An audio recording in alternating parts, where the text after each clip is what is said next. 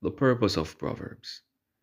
The chapter begins by stating its purpose to impart wisdom and instruction.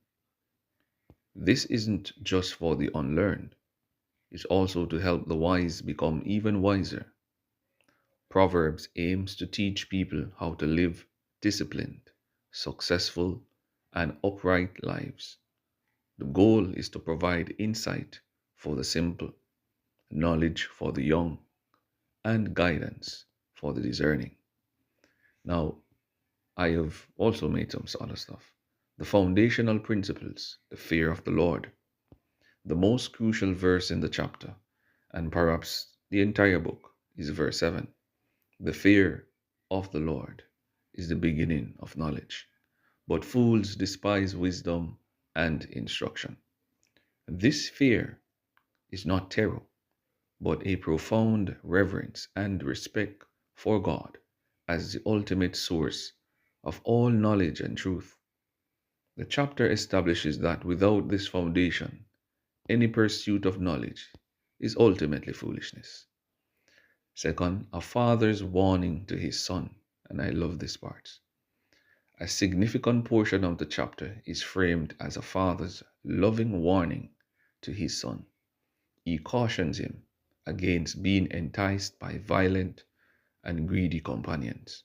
The father explains that joining these wicked people for ill gotten gain will ultimately lead to self destruction. This is a practical, tangible example of the consequences of rejecting wisdom for foolishness.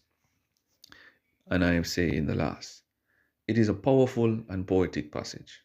Wisdom is personified as a woman, meaning it is shown to be gentle and nurturing, because that should be the character of a woman, right?